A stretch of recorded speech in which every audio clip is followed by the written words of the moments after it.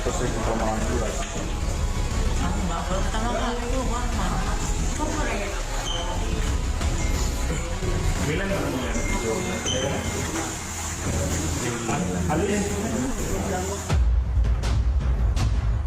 Itulah momen saat Milen Cyrus yang merupakan keponakan dari Ashanti saat digelandang ke Polda Metro Jaya. Ya, penangkapan ini pun dikabarkan setelah Milen terbukti terlibat dalam penggunaan obat-obatan terlarang. Diketahui penangkapan Milen dilakukan pada Minggu dini hari kemarin di sebuah tempat hiburan malam di kawasan Gunawarman, Kebayoran Baru, Jakarta Selatan. Dalam liputan tim CNN Indonesia, terlihat bagaimana saat penangkapan tampak sejumlah tamu kafe dirazia oleh pihak kepolisian, termasuk Milen yang ikut diinterogasi oleh petugas berwenang yang dipimpin oleh Kombes Mukti Joharsa selaku Ditreskoba Polda Metro Jaya.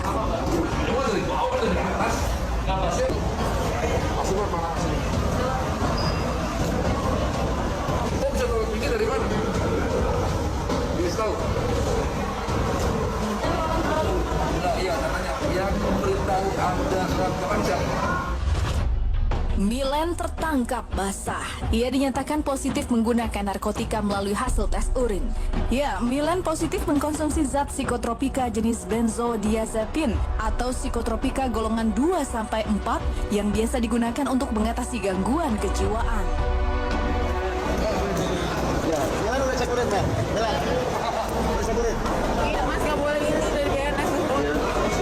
Milan udah cek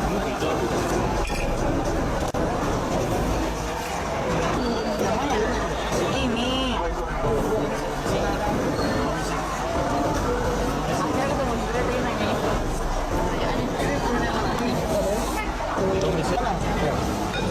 Sama ibu ini.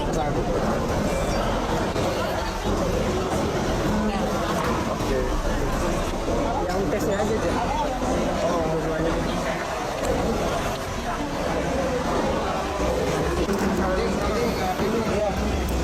Ini kita melakukan operasi prokes, ya. Jadi gabungan antara Pol PP, Propos dari Pol PP dan Pol Laut, ya, beserta jajaran di Narkoba Polda Metro Jaya. Ya. Kami mendapatkan di Banderhood, ya, awal mulanya tempatnya tertutup, gelap, seolah nggak ada kegiatan. Namun ternyata dia berlaku samping, ya. Itu namanya sepandai-pandai itu melompat ya kawan juga. Dari tempat ini kita bisa ada selebgram 1 orang. Di inisial MC beserta temannya itu positif benzo. Ya, kita bawa kantor, kita amankan. Jika dia terbukti memakai benzo, kita mungkin akan melakukan resapnya untuk 3 orang ini. Dan 1 orang terbukti menggunakan ekstasi, amfetamin. Ya. Jadi 4 orang hari ini dinyatakan positif. Melihat kondisi sang selebgram sekarang ini tentu membuat publik geram. Pasalnya Milen baru 49 hari atau tepat pada 11 Januari silam bebas dari hukuman usai terbukti mengkonsumsi sabu. Namun anehnya saat ditanyakan kepada saudara serta asisten, obat yang ia konsumsi diakui atas dasar dari resep dokter. Lantas benarkah hal itu? Rutin itu berdasar resep dokter itu. Jadi anjuran dari dokter ini yang Milen jadikan patokan. Karena kalau misalnya di luar yang disuruh sama dokter jatuhnya kan penyalahgunaan narkotika. Kalau misalnya dipakai berdasarkan anjuran resep dokter itu kan, ya itu masuk untuk kepentingan medisnya dia kan. Itu emang disarankan untuk konsumsi itu biar tidurnya teratur, jamnya teratur. Jadi dia maksudnya nggak begadang, nggak kepikiran untuk melakukan minum obat-obatan yang melakukan hal narkoba yang pernah dilakukan dulu. Makanya kasih obat tidur biar tidurnya itu teratur. Alhamdulillah sehat, tapi ngantuk karena belum tidur kan semalam dari kejadian. Cuman sekarang lagi tidur, cuman kondisinya sehat, baik. Tinggal nunggu prosesnya aja. Pokoknya mengandung benzo apa tuh? Tenang aja sih sama biar cepat tidur, biar lelap tidurnya itu doang. Karena kan hampir banyak obat mengandung benzo. Sama kan? dia ada obat diet kan, dietnya itu ternyata ada kandungan benzonya. Gitu, karena dia kan emang kemarin setelah keluar dari head agak gemukan. Jadi dia minum obat pelangsing untuk mengurangi berat badan. Orang tua itu kan pasti mendidiknya ya sebagai harus yang benar gitu kan. Betul. Ya dari situ ya mungkin aku lebih dekat ke my mom gitu, lebih dekat ke mama dan Yang paling tahu aku tuh Bunda Shanti. Bunda Shanti. Ya, yang tahu dari kecil aku, yang kayak suka tentang barang apapun semuanya Bunda. Cuman ya Bunda juga mengajarkan emang yang untuk kebenaran gitu juga. Untuk semuanya keluarga itu mensupport. Yang penting kamu bisa jadi orang, tidak merugikan orang lain, tidak menyakitkan orang lain, dan image keluarga itu harus dijaga. Di balik penangkapannya, entah mengapa keluarga ternyata justru tak terlalu cemas ataupun kecewa sekalipun. Beredar kabar jika keluarga sudah mengetahui sejak lama jika Milen mengkonsumsi obat-obat tersebut untuk kondisi medisnya. Keluarga doang yang melihat pemberita ini gimana responnya. Karena rasa takut Masih support. Pasti. Kalau nggak disupport, kasihan dong. Keluarga sih nggak kaget karena kan emang itu anjuran dokter, bukan disalahgunakan. Jadi emang keluarga udah tahu waktu saat pemberitaan aktif benzo ya udah keluarga oh kan emang anak itu memang diharuskan minum gitu. Setelah dia kemarin kasusnya itu, ya saya ngikutin dia kemana-mana dan saya tahu dia nggak aneh-aneh. Meskipun pihak keluarga telah menjelaskan fakta terkait penangkapan Milen, namun saat ini belum diketahui bagaimana kondisi keponakan Ashanti tersebut. Beredar kabar jika Milen akan segera keluar dalam waktu cepat. Tapi kondisi itu masih belum juga terlihat kebenarannya. Lantaran sampai saat ini, Milen belum juga bebas. Sementara pihak kepolisian masih mendalami kasus itu dan berkoordinasi dengan sang dokter yang bersangkutan.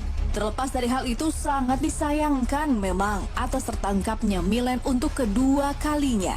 Pasalnya sebelumnya ia sempat meneteskan air mata penyesalan pasca terbukti bersalah memakai narkoba.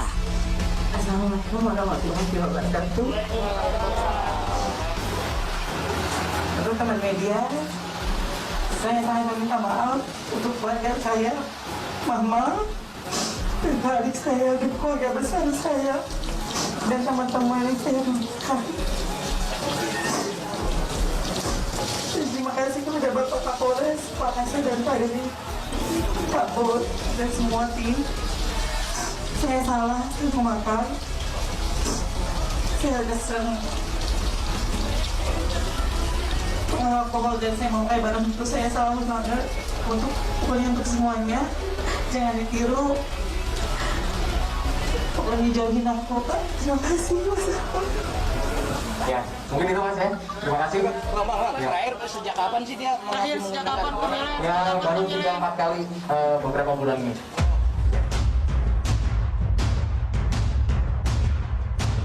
Tapi sayang, penangkapan kedua ini membuat publik tak percaya lagi dengan penyesalannya itu.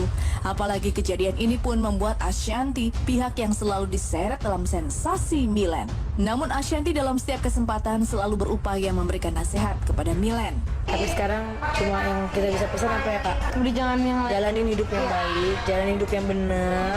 Stop ngelakuin hal-hal yang aneh-aneh lagi, yang bikin jadi berita-berita yang ujung-ujungnya bikin kita gitu kan. Yang paling penting ingat bahwa keluarga tuh segalanya. Saat kamu nanti susah, sakit atau apapun itu pasti baliknya ke keluarga. Dan alhamdulillah mungkin setelah aku berapa lama gak ketemu dia, akhirnya dia mau datang ke sini. Dan mungkin aku juga udah mulai harus lebih legowo sih. Jadi ya hidup masing-masing, dosa masing-masing, udah ngasih tahu sampai berbusa, udah semuanya. Ternyata dia bilang ini kebahagiaannya dia. Jadi ya kita hanya bisa mendoakan ya. Intinya waktu itu sangat berharga, apalagi waktu bersama keluarga. Apalagi kalau masih yang ada semua mama papanya masih ada. Bahagiain mereka, jagalah mereka. Kalau bisa kasihlah mereka surprise rezeki yang kalau kalian bisa kerja ya bagus. Kalau misalkan kalian masih pakai duit orang tua, lebih baik sekarang jangan have-fun lah ya. List kamu atau apa ya wish kamu lah yang kamu inginkan, yang kamu berharap pengen kamu lakuin apa? Jadi orang yang lebih benar aja. Jadi orang yang lebih baik. Mulia sekali. Karena baik kan apa relatif ya. Gitu.